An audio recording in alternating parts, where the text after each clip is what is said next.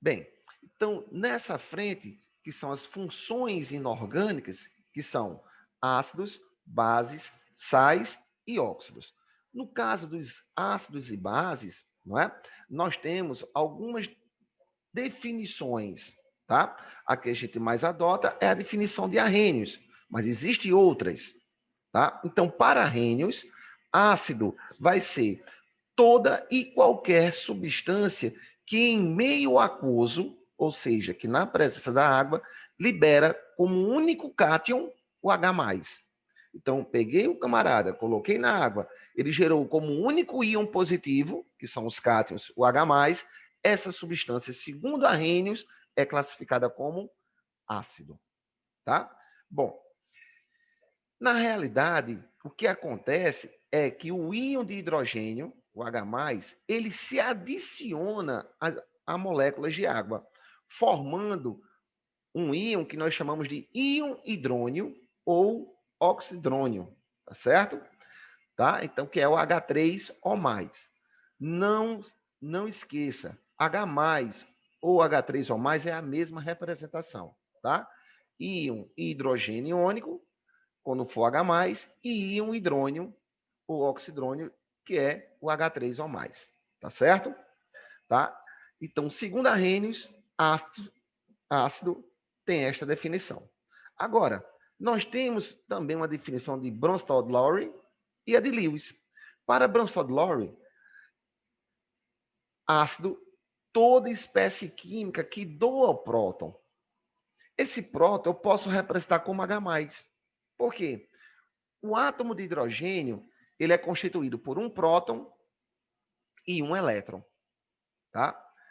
Se ele perde esse elétron, fica somente quem? O próton. Então, eu posso representar o próton por H+, tá? Então, segundo Bronsted-Lowry, tá? Ácido vai ser toda espécie química capaz de doar um próton, certo? E base vai ser toda espécie química capaz de receber esse próton, certo? E já na teoria eletrônica de Lewis, ácido vai ser a espécie química capaz de receber um par de elétrons. E base, a espécie química capaz de doar esse par de elétrons. Certo? Então, dessas três teorias, a que nós mais aplicamos é a de Arrhenius. Certo? Onde ácido, toda espécie química em meio aquoso libera como único cátion o H+, e base, vou logo antecipar, né? Base, toda espécie química capaz de base, espécie química que em meio aquoso libera como único ânion a hidroxila. Ácido libera como único cátion o H+, e base como único ânion a hidroxila, que é o OH-, certo? Mas, segundo Arrhenius, vamos aqui classificar os ácidos, ok? Então, nós temos dois critérios. O primeiro critério, quanto ao número, pode ser, né? Quanto ao número de hidrogênios ionizáveis. Então, ele pode ser monoácido, diácido, triácido ou tetrácido, né? Quanto ao número de elementos químicos presente na molécula, pode ser binário quando eu só tenho dois elementos, ternário quando eu tenho três elementos, quaternário quando a gente tem quatro elementos. Não confundir elementos com número de átomos, tá? Tá certo?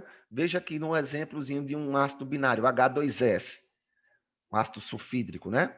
Veja que nós temos três átomos, dois hidrogênios e um enxofre, mas só tem dois elementos, hidrogênio e enxofre, tá?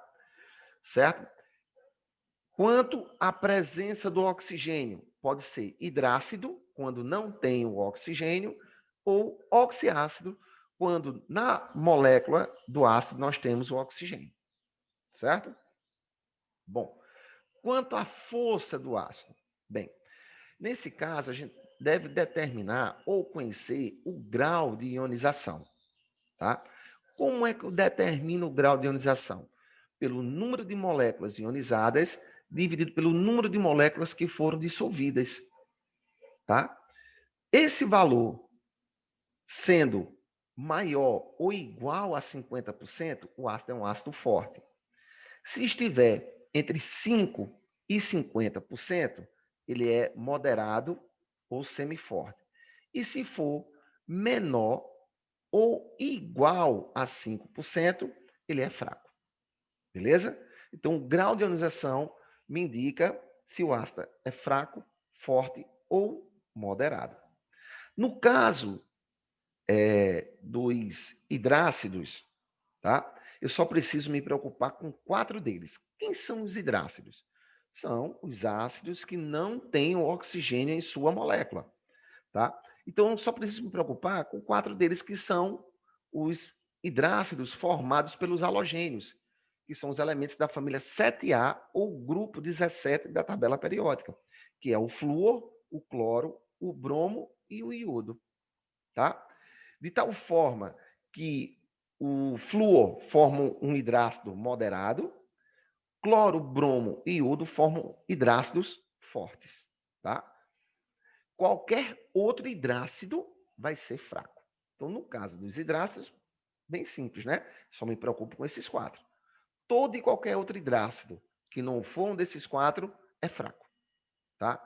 No caso dos oxiácidos, tá? Tem uma forma prática da gente determinar se ele é fraco ou forte, caso a gente não tenha o conhecimento do grau de ionização, que é determinando a diferença da quantidade de átomos de oxigênio e hidrogênio presente na molécula do ácido. Se essa molécula, se a molécula tiver 3 ou 2 átomos, se a diferença entre átomos de oxigênio e hidrogênio for igual a 3 ou 2, o ácido é forte. Se a diferença for 1, ele é moderado. Se for 0, fraco. Beleza? Então tem essa forma prática. No caso dos hidrácidos, eu só me preocupo com os halogênios. No caso dos oxiácidos, a gente determina a diferença entre átomos de oxigênio e hidrogênio. Essa diferença que a gente vai chamar de X. Se essa diferença for igual a 3 ou 2, o ácido é forte. Obviamente, com a diferença 3 mais forte do que 2. Se for 1, semi-forte ou moderado. Se for 0, fraco. Tá? Não tem mistério. Então, o nosso material aqui, ó, dá um exemplo bem simples. Ó. Aqui, né, no HClO4, nós temos 4 oxigênios e 1 hidrogênio. 4 menos 1, 3. Portanto, é um ácido forte. Ok? Quanto ao ponto de ebulição, tá? Nós temos ácidos fixos, né, que tem elevado ponto de ebulição, e os voláteis, baixo ponto de ebulição, tá? Então, aí a gente só se preocupa com esses caras aqui, ó, tá? O sulfúrico, o fosfórico, né, e o bórico, tá certo? Todos os demais são voláteis, facilmente passam para o estado gasoso, certo? Bom, com a questão do número de oxidação, a gente consegue fazer a nomenclatura dos ácidos. No caso dos hidrácidos, é bem simples, não é? É apenas palavrinha ácido, porque se é ácido tem que preceder a palavrinha ácido, nome do elemento químico que está formando este ácido, mais o sufixo hídrico, né? Ó, aqui, ó, HCl, ácido clorídrico, H2éster, ácido sulfídrico, tá? Então, nos hidrácidos é muito simples, basta o nomezinho do elemento lá que está formando o ácido e o sufixo hídrico. No caso dos oxiácidos, a gente vai seguir a questão do número de oxidação, tá? Do elemento central. Se o número de oxidação do elemento central for igual a 7, tá? Então você vai ter o prefixo per, o nome do elemento e sufixo ico. Se for 5, nome do elemento mais sufixo i. Se for 4, nome do elemento mais sufixo oso. Se for 1, prefixo hipo, nome do elemento, sufixo oso. Tá? E aí, para aqueles que não têm essa variação de NOx, maior NOx, ico, menor NOx, oso. Ou você pode seguir essa tabelinha aqui, ó, do qual o nosso material informa. Né? NOx 1 e 2, prefixo hipo, sufixo oso. NOx 3, 4, sufixo oso. 5, 6, sufixo ico. 7, prefixo per, sufixo i, tá? Ok? Bom, e aí, como determinar o NOx do elemento central? É simples, a gente vai trabalhar com apenas 3 regrinhas aqui para os ácidos. Que o NOx do hidrogênio é mais 1, o NOx do oxigênio é menos 2, e que a soma dos NOx dos átomos que constituem a molécula tem que ser 0. Tá? Bom, então tem essa regrinha aqui de nomenclatura bem simples, bem prática, tá? Que nós podemos fazer. Aí, o que eu tenho que saber? Determinar o número de oxidação do elemento central. Feito isso, tá? O resto é balela, tá bom? Bem, para nomear, não, aqui é para fazer o nome dos ânions, não é? O nome do ânion vai depender do nome do ácido que originou. Mas isso aí a gente vai mais para frente. Eu vou preferir falar disso aqui na hora que estivermos falando sobre nomenclatura dos sais, tá? Porque o nome do ânion, tá? Você troca o sufixo, né? Por exemplo, ico, você troca por ato, né? Hídrico, você troca por eto. Por isso que a gente chama de sulfeto, né? Tá? Cloreto, entendeu? E oso você troca por ito.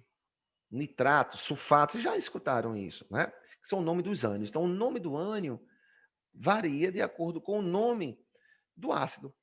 Né? Se o ácido termina com ico, o nome do ânion vai terminar com ato. Se termina com hídrico, o nome do ânion termina com eto. Se termina com oso, o nome do ânion termina com ito. Tá? Como aqui, ó. Ácido clorídrico, o ânion vai ser cloreto. Ácido sulfuroso, o nome do ânion aqui, ó, vai ser sulfito. Beleza? Tá? Então, o nome do ânion segue essa nomenclatura. E aqui uma tabelinha com o nome de alguns ânions, ó, como eu já comentei com vocês, ó, sulfato, sulfito, iodeto, cianeto, nitrato. Aí tem o nome dos ânions. Tá? Propriedade. Algumas propriedades a gente, né, são em solução aquosa, conduzem corrente elétrica, né? Tem sabor azedo, não é isso? O que mais? Tá? Na presença de indicador fenolftaleína é incolor, no tornassol é vermelho, tá? No alaranjado de metila, vermelho também. Aqui são indicadores, né? Esses indicadores são substâncias que alteram a coloração da substância ou da solução na presença de ácido ou base, que a gente chama de indicadores de ácidos bases, tá certo? Beleza? Aqui é o resumo. E aqui alguns exercícios, né? Tá? Bem simples. Veja só. O primeiro, coloque em ordem crescente de força os seguintes ácidos. Bom, ordem crescente, ou seja, do mais fraco para o mais forte. Nesse caso aqui, como todos são oxiácidos, o que nós devemos fazer? Determinar a diferença entre átomos de oxigênio e hidrogênio, tá? Determinando essa diferença, se for 3 ou 2, o ácido é forte, se for 1, é moderado, se for 0, é fraco. Como ele quer? Em ordem crescente, do mais fraco para o mais forte. Então, aqui, ó, o H3BO3, ó, 3 oxigênio, 3 hidrogênio. Então, X vai ser igual a 0. Então, isso aqui vai ser o mais fraco. Então, ele vem primeiro. Depois vem, ó, HNO2, 2 oxigênios e 1 hidrogênio. 2 menos 1, 1. Né? Então, esse cara vai ser moderado. Né? Então, vai ser primeiro quem? H3BO3, depois HNO2, depois H2SO4, que é o ácido sulfúrico, né? E por último, que é o mais forte, HClO4. Bem fácil aí, bem simples. É só saber determinar a diferença entre átomos de hidrogênio e oxigênio, tá? E colocar na ordem crescente de força. O 2. Na dissolução em água do cloreto de hidrogênio gasoso, ou gás clorídrico, formam-se íons H3 ou mais, que é o íon hidrônio, e o íon cloreto, que é o Cl-. A respeito desse fenômeno, fazem-se as afirmações.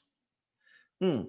As moléculas do HCl, por serem polares, são atraídas fortemente pelas moléculas de água. Ora, isso existe uma relação, né? Lembre-se que a água ela é polar e substâncias polares tendem a dissolver substâncias polares, certo? 2. Há a quebra da ligação covalente no HCl, também é verdadeiro, não é? Ocorre essa quebra da ligação, tá certo? E aí o que que acontece? Vai formar o quê? O íon H+. A reação é de ionização, é de ionização. Não eram íons, né? O hidrogênio, quando interage com o cloro, não forma íons. Eles não são íons, né? Eles estão formando pares de elétrons que serão compartilhados, ligação covalente. E na hora que a gente coloca na água, ocorre a quebra, né? Formando íons. O íon H+, ou o íon hidrônio, como ele representou H3O+, e o íon cloreto, tá? Então, é uma ionização. O ânion produzido tem 8 elétrons na última camada? Ora, o cloro, quando você faz a configuração eletrônica do cloro, como é que fica? K2L8M7. Ou seja, ele tem 7, o átomo neutro do cloro tem 7 elétrons na última camada. Tá certo? Só que ele está se referindo ao ânion. Ou seja, o cloro, quando recebe um elétron. Então, ao receber um elétron, ele passa a ter um elétron a mais. Ele tinha 7 elétrons, agora passa a ter 8. Então, 4 também é verdadeiro. Então, 1, 2, 3 e 4 são verdadeiros. Ok? Bom, bem simples, tá?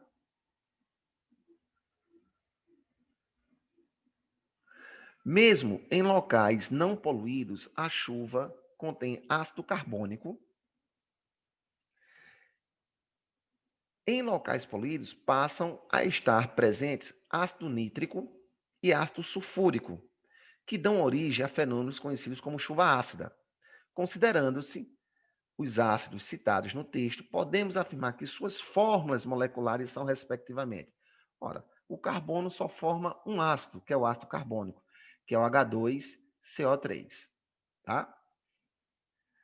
O ácido sulfúrico é o H2SO4.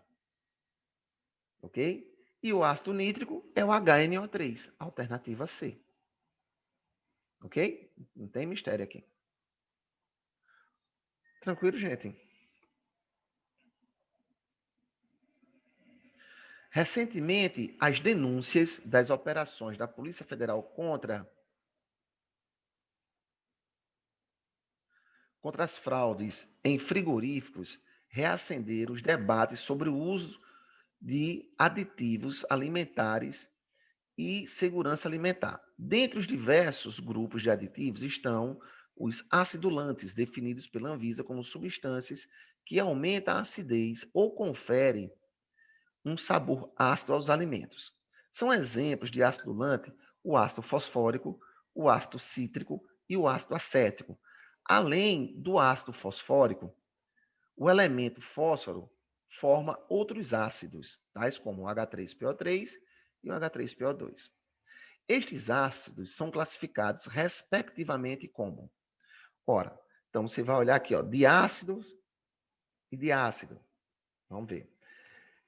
O que que a gente vai olhar aqui? A quantidade de hidrogênios ionizáveis, tá certo? Quando é que os hidrogênios são ionizáveis? Quando eles estão ligados, no caso dos oxiácidos, os hidrogênios ionizáveis são os hidrogênios que estão ligados ao oxigênio. No caso aqui, tá? No caso dos hidrácidos, todos os hidrogênios são ionizáveis. Mas no caso dos oxiácidos, são ionizáveis apenas os hidrogênios que estão ligados diretamente ao oxigênio, tá? Então, aqui, o H3PO3, se você fizer a fórmula eletrônica, você vai ver que os 3 hidrogênios estão ligados aos oxigênios, tá? Então, um triácido. Já no H3PO2, veja que nós só temos 2 oxigênios. Então, eu só vou poder ter 2 hidrogênios ligados aos oxigênios, certo? Um hidrogênio aqui não vai estar ligado ao oxigênio, portanto, ele não é ionizável. E aí, embora ele tenha três hidrogênios, mas apenas 2 são ionizáveis, tá? Então, essa questão é muito comum o aluno marcar triácido e triácido, porque vê 3 hidrogênios aqui, 3 hidrogênios aqui, tá? Não é, é triácido e diácido, tá certo? Porque no caso dos oxiácidos, só são ionizáveis os hidrogênios que estão ligados ao oxigênio, tá? Como no segundo ácido, eu tenho 3 hidrogênios, não é? E 2 oxigênios, eu só vou poder ter 2 hidrogênios se ligando ao 2 oxigênios. Então, ele é diácido, tá certo? Então, atente a isso, tá? Não pode esquecer, não esqueça isso. Hidrogênios ionizáveis nos oxiácidos só são aqueles hidrogênios que estão ligados ao oxigênio. Se você tiver dúvida, o que você tem que fazer? Passar da fórmula molecular para a fórmula eletrônica ou estrutural, para você visualizar, tá, os hidrogênios que estão ligados ao oxigênio. Certo? Tranquilo, né, gente?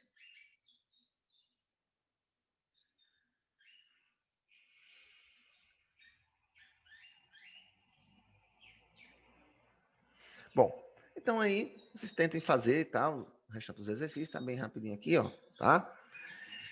E vamos aqui agora para as bases.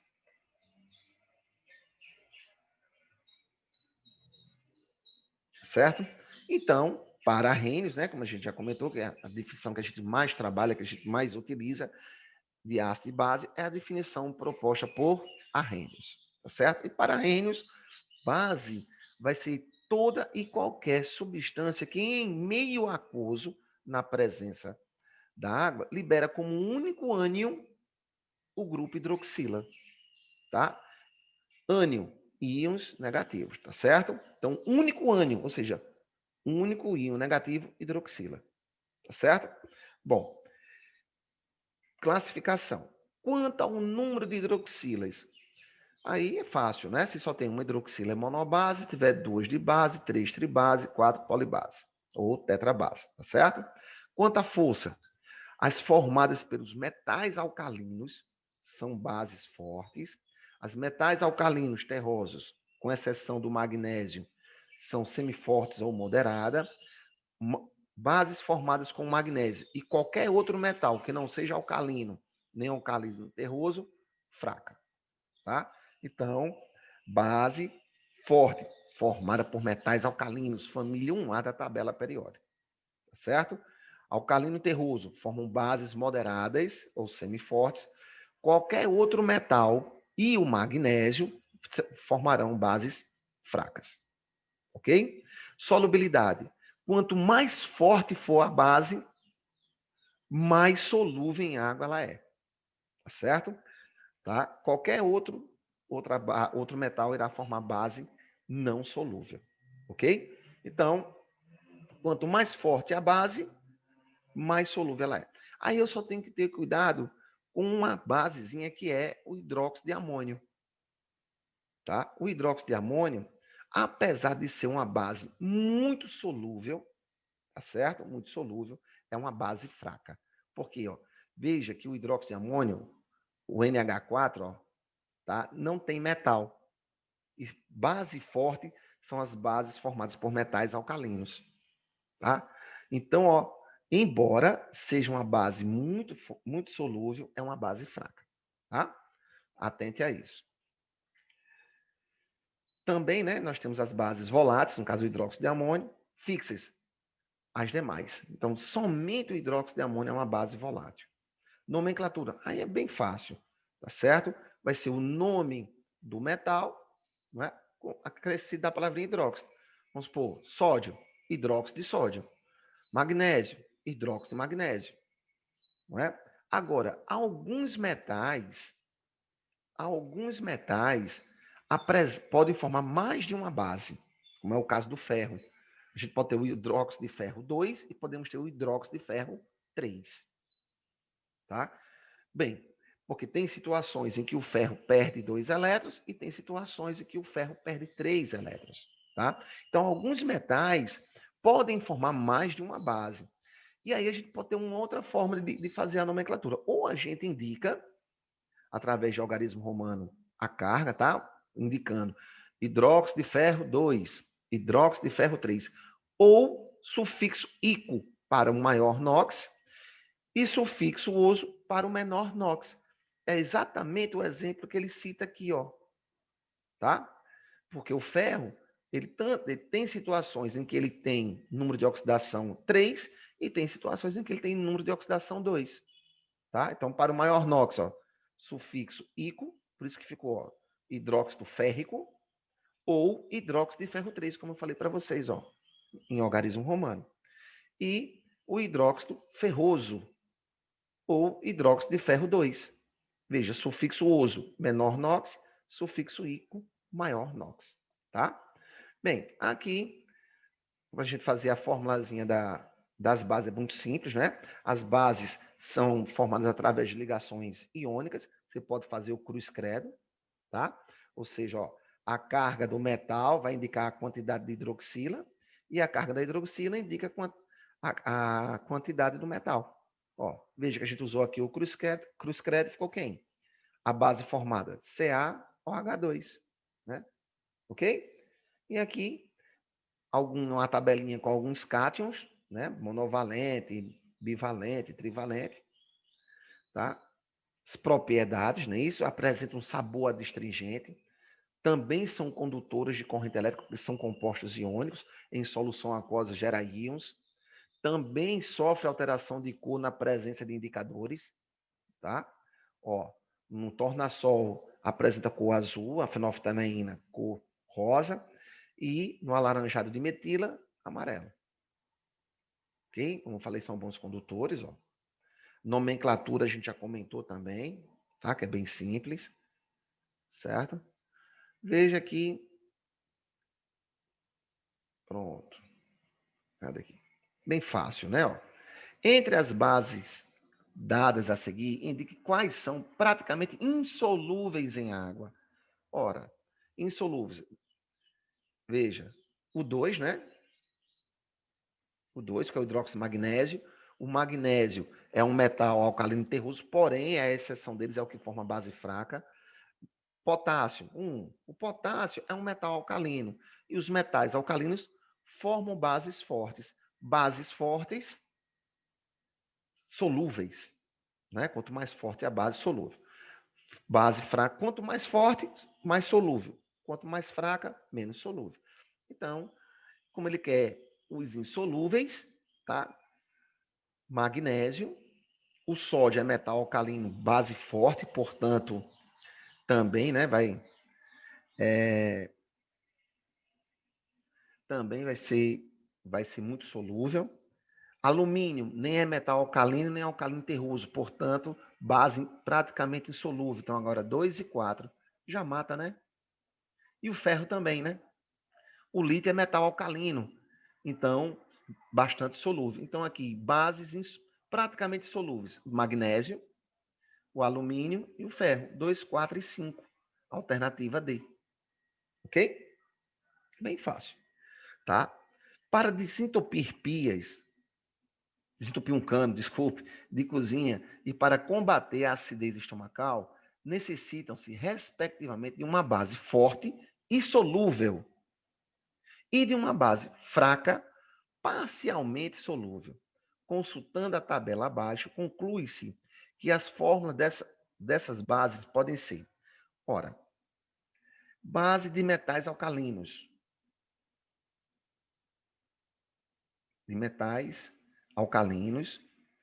fortes e solúveis. Aqui ficou fácil demais, né? Porque ele já deu essa tabelinha aqui, dando essas informações. Aí a gente mata, né? Se eu quero uma base para desentupir pia, tem que ser uma base forte e solúvel, eu vou procurar aqui quem? Uma base de um metal alcalino, tá? Então, bário não é metal alcalino, alumínio não é metal alcalino, potássio é metal alcalino? É. O potássio é um metal alcalino, tá certo? Cobre. Não é. Sódio é um metal alcalino? É. O sódio é um metal alcalino. Então, aqui eu fico aqui entre o terceiro par e o quinto par.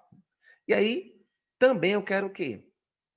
Uma base fraca e parcialmente solúvel, tá? Ou seja, tem que ser uma base que não seja formada por metal alcalino, nem alcalino terroso, né? Porque se for alcalino terroso, tá? Semi-forte, também solúveis, né? Com exceção do magnésio, tá? Então eu tenho que procurar o quê? Uma base, se é fraca e parcialmente solúvel, uma base que seja formada por um metal que não seja alcalino nem alcalino terroso, tá? O bário, ó, é metal alcalino terroso, então não pode ser. Magnésio, apesar de ser um alcalino terroso, forma base fraca, como diz aqui a tabelinha. Ó. Então, você vai pegar aqui o hidróxido de sódio para desentupir pia e o hidróxido de magnésio, que é também conhecido aí na farmácia como leite de magnésio, né? Tá? Para a questão de diminuir a acidez estomacal. Ok? É o segundo pazinho aqui. Tá bom, gente? Bom, meu povo, então na próxima aula a gente fala dos sais e dos óxidos e termina o caderninho 3 para iniciarmos o caderninho 4. Tá bom? Gente, tranquilo? Alguma dúvida? Tudo certinho?